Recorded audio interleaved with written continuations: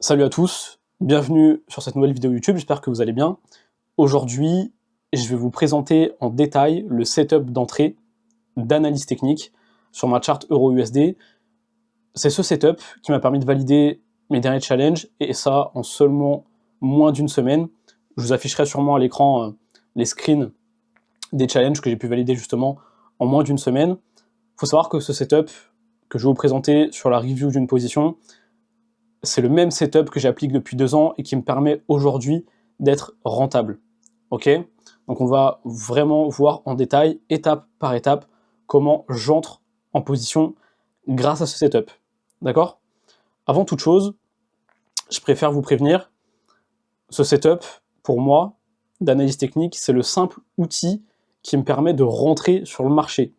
Et ce n'est pas ce setup qui me garantit ma rentabilité, d'accord? Aujourd'hui, je peux vous le présenter en toute transparence. Je sais très bien que sur 10 traders qui vont copier ma stratégie, il y en a peut-être 1 ou 2 grand maximum qui seront rentables. Parce qu'il y a tout un contexte à y rajouter, d'accord? Je ne rentre pas uniquement sur ce setup, je rentre avec de l'analyse fondamentale, de l'analyse de biais au time frame, toute une stratégie de gestion du risque en propierme, également toute une gestion de la psychologie, bien sûr, avec le journal de trading, la checklist, etc. etc. Donc, ne pensez pas que votre setup d'analyse technique vous garantira la rentabilité, d'accord? Pour moi, c'est un simple outil, et c'est pour ça que je vous le partage aujourd'hui en toute transparence, d'accord? Avant même de vous partager ce setup avec la review d'une position, je voulais vous partager les résultats des membres au sein du groupe privé sur Discord, d'accord? Savoir que la plupart des membres aujourd'hui tradent ma stratégie sur l'EURUSD, presque systématiquement. Il y en a d'autres qui vont trader d'autres paires, mais essentiellement on trade l'EURUSD, c'est ce que moi je fais au quotidien tous les jours. Donc voilà, je voulais vous montrer un petit peu les résultats qu'on peut avoir grâce à ce setup. On a ici une position qui a été prise, où un des élèves a fait plus de 1400 $ sur l'EURUSD. Titouan ici qui a pris une position pareille sur l'EURUSD. Hamza, pareil, une bonne position, plus 3% sur sa propre firme. Je vous fais défiler un petit peu tous les résultats qu'on peut avoir grâce à cette stratégie. Hamza à nouveau, plus 2,76%. Ici, de nouveau, Yukio TP plus 3R. Et à chaque fois, toutes ces positions-là, tous ces setups, ils sont pris en live avec la communauté. Léo plus 2R. Mathéo ici, à nouveau, 1 TP sur EURUSD.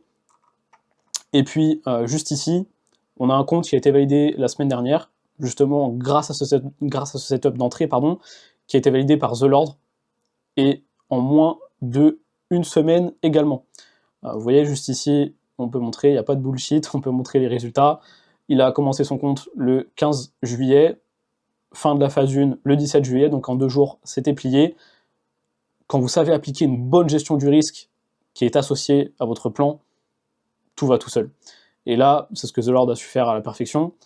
Il a suivi le plan à la lettre, il a mis du risque comme il le fallait, il avait une bonne psychologie, et en appliquant toutes ces règles, ça se passe extrêmement bien.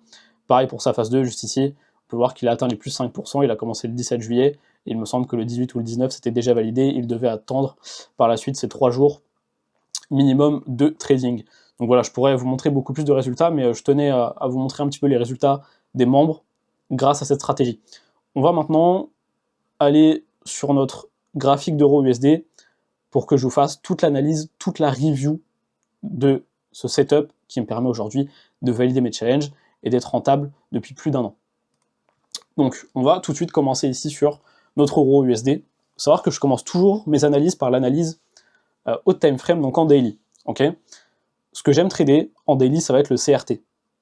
D'accord? Et là, sur cette position qui a été prise le vendredi 25 juillet, j'avais tracé mon CRT juste ici sur ma bougie du mercredi. Je vais tracer juste ici mon CRT. Je vais utiliser mon outil replay juste ici pour vous montrer toute l'analyse avant position. Donc voilà, ce qui m'intéresse au départ, c'est mon CRT daily. Juste ici, on peut noter qu'on a pris la prise de liquidité sur le plus haut de notre mercredi, et on a réintégré le range de notre bougie. On est d'accord, le range il est compris entre ce candle range high et ce candle range low. je vais les noter juste ici. Voilà. On avait en plus de ça une fair value gap à venir retracer juste ici à la baisse, comme ceci. Et j'avais également une confluence au niveau de mon daily, puisque sur le DXY, on avait une petite divergence. Vous voyez qu'ici, le dollar a créé une fair value gap qu'on est venu parfaitement retracer et qu'on a parfaitement rejeté également. Vous voyez que le prix est juste revenu réintégrer ici avec une mèche, et par la suite, on a eu une belle clôture haussière, donc on avait également un beau CRT sur notre DXY. Vous voyez ici, on prend le plus bas de notre journée de mercredi, on réintègre une fair value gap, on reclôture complètement à la hausse, et derrière, on avait une nouvelle target sur notre previous day high, notre plus haut de notre range. D'accord? Donc à ce moment-là, au niveau de mon daily, j'étais complètement baissier sur EURUSD, et j'avais une nouvelle target qui était ce candle range low. Ok? À partir de ce moment-là, ce que je fais, c'est que je passe sur une unité de temps un petit peu plus basse, je vais aller sur du H4, ok? Pour définir de nouvelles zones clés. Ici, sur du H4, qu'est-ce qu'on peut noter? On va laisser nos plus bas et nos plus hauts de range, juste ici. Ce que j'avais comme zone clé également ici en H4, on avait ce rejection block. Vous voyez qu'ici, le prix avait rejeté plusieurs fois avec les mèches, et on est venu réintégrer toute cette zone de rejection juste ici. Je vais la noter en rouge. Donc j'avais cette zone de rejection. Je vais noter RJ, vous comprendrez. Donc ici, on a cette zone de rejection H4, on a notre range, candle range low, candle range high. Juste ici, on peut noter la prise de liquidité. Vous voyez qu'on a un joli turtle soup. On vient créer un point haut, et derrière, toutes les bougies qui open vont venir uniquement liquider avec la mèche et reclose en sens opposé. Donc à ce moment-là, on a une belle prise de liquidité avec les mèches, et ça me confirme une réintégration de mon range et un retournement du prix, de façon à aller target ma nouvelle liquidité opposée, donc le candle range low. Ok?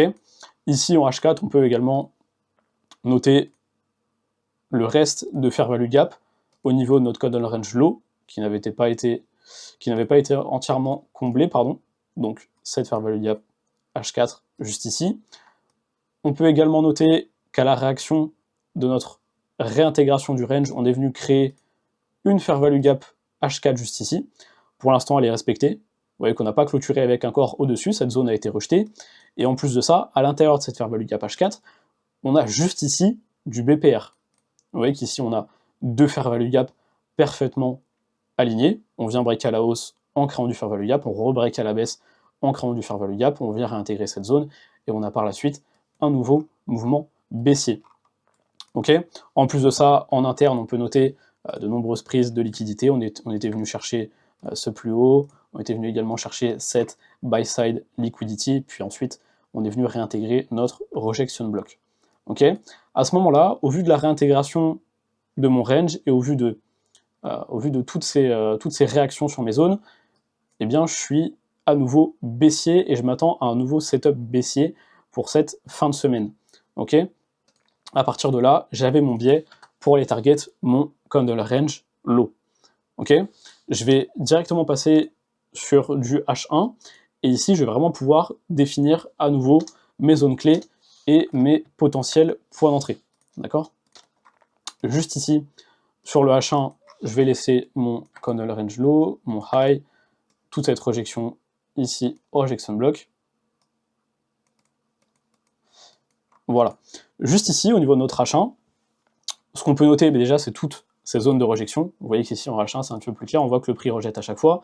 Ici, on a un parfait turtle soup. Juste ici, vous voyez qu'on est venu créer un point haut, notre mèche à open pour venir réintégrer notre rejection block, et on a par la suite reclôturé à la baisse. Donc ici, on a un parfait sweep de liquidité qui se crée, une parfaite réintégration, je suis à nouveau baissier. En plus de ça, au niveau de notre bougie H1 ici, qui était complètement haussière, on est venu créer une fair value gap, mais par la suite, on est venu la break à la baisse, ok? Ça devient donc une IFVG, ça devient donc une fair value gap qui nous servira de nouveau mouvement baissier. Ok, vous voyez bien ici, on est venu créer cette fair value gap haussière, on est venu la réintégrer, on a créé un échec. Cette fair value gap ne nous a pas servi à aller créer une continuation haussière, à aller créer un nouveau plus haut. On est revenu la break à la hausse, à la baisse, pardon. Ça devient donc une inverted fair value gap. Juste ici, j'ai ma zone d'IFVG. Ok. En plus de ça, on voit qu'on clôture vraiment bien à la baisse. On a toujours nos zones de liquidité à venir chercher. Ici en H1, vous voyez que la zone de fair value gap à venir target au niveau de notre candle range low est un petit peu plus large sur du H1 que du H4. On peut donc raffiner notre zone. Et là, automatiquement, j'ai ma zone d'entrée. Je sais que potentiellement, je vais venir chercher une entrée à la réaction de mon IFVG. D'accord? Ici, sur notre replay, il est 22h, donc bien sûr qu'on n'attend pas de setup à cette heure-ci. On va directement avancer jusqu'au lendemain à London, puisque cette position qui a été prise en live, je tiens à le répéter, cette position, je l'ai prise en live avec la communauté. Ok, il y a des preuves à l'appui si besoin, il n'y a pas de problème. Là, je vous montre une position en replay, mais ça a été pris en live, il n'y a aucun problème là-dessus. Ok, donc à ce moment-là, nous, on attendait notre session de London le matin pour avoir une potentielle entrée. Et je vais avancer jusqu'à 8h, 9h, juste ici. Parfait. Ok, à ce moment-là, session de London, on vient réintégrer notre IFVG. D'accord? À ce moment-là, je cherche vraiment mon setup d'entrée. Ça y est, on a identifié notre biais en daily, on a identifié toutes nos zones clés, que ce soit en H4 ou en H1. Notre biais, il est clair. On sait qu'on veut avoir une bougie de vendredi qui se finit à la baisse pour aller target le plus bas de notre candle range. Donc ici, je peux passer sur une unité de temps plus basse, M15, M5, pour aller vraiment chercher mon setup d'entrée. Okay, on note à nouveau cette rejection juste ici qui se crée sur notre inverted fair value gap. Vous voyez qu'on vient créer un point haut, on vient liquider ces plus hauts et on reclôture juste ici en sens opposé, on vient rejeter.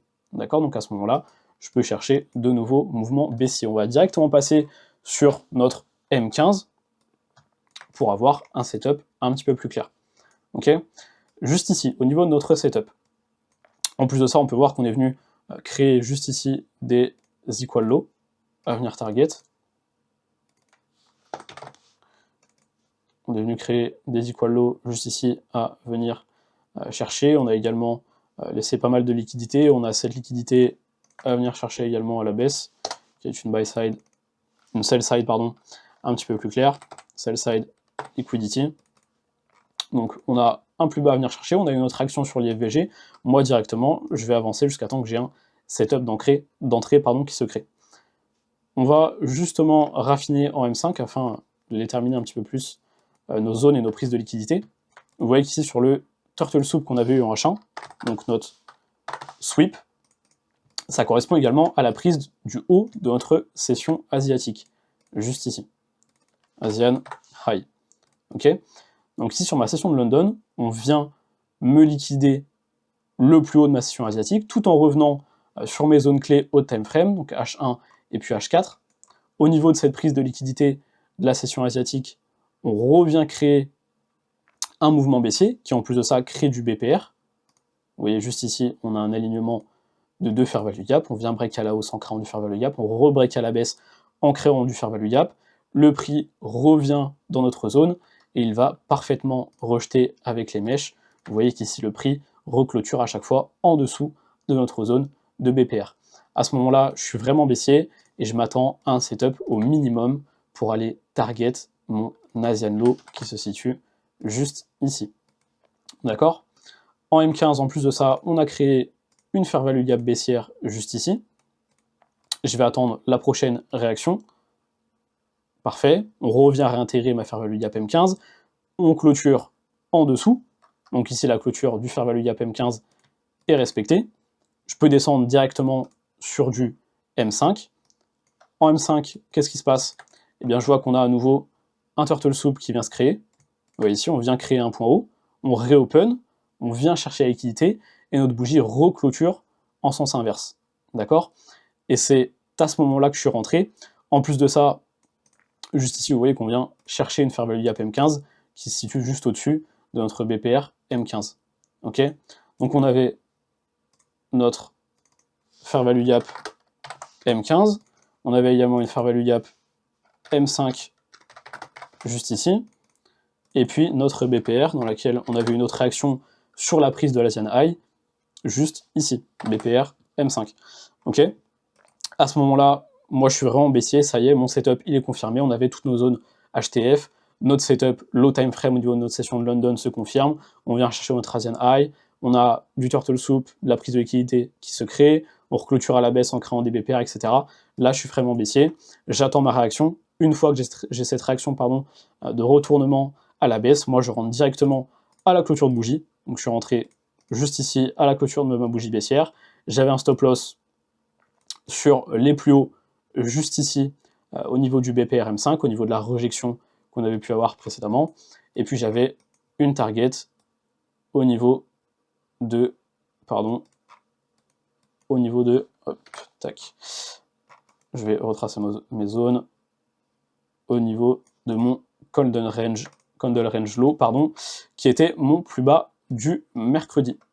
Donc voilà pour cette position. Il faut savoir que cette position, j'ai clôturé environ 80% de mes profits à 2 et quelques R, donc au niveau de l'Asian Low, et j'ai derrière laissé couler mes partiels jusqu'au candle range low, donc au plus bas de mercredi. On va tout de suite défiler le trade, voir comment ça s'est passé. Vous voyez que le trade est directement parti. On est venu récupérer mon Asian Low. À ce moment-là, j'étais déjà à break-even. Et derrière, le prix a accumulé. Il est revenu chercher ma sell side. À ce moment-là, juste ici, j'avais déjà clôturé 80% de mes profits. Et puis derrière, j'ai attendu la prise du plus bas de mercredi. Il me semble qu'on est revenu le chercher quelques temps après. Vous voyez, juste ici, on est revenu chercher le plus bas de notre mercredi à 15h. Okay, donc c'est une position qui a été prise sur notre session de London à 10h30 et qui a été close à 15h. Donc en gros, on a presque 4-5 heures de position. Donc voilà, pour cette analyse et cette review de position, j'espère que j'ai été assez clair dans l'explication de mon setup. Ok, faut savoir que ce setup, je le partage tous les jours dans mon groupe privé. J'y partage également toute l'expérience que j'ai pu accumuler ces 2-3 dernières années, que ce soit sur tous les points, sur la psychologie, sur l'analyse technique, sur l'analyse fondamentale. Si jamais ça t'intéresse et que tu veux découvrir ma façon de travailler sur les graphiques au quotidien, je t'invite à aller checker les liens qu'il y a en biographie. En tout cas, j'espère que j'ai été assez clair sur cette analyse de trade et sur cette review. Si jamais vous avez des questions, n'hésitez pas à les poser en description, j'y répondrai avec plaisir. Et puis je vous dis à une prochaine vidéo.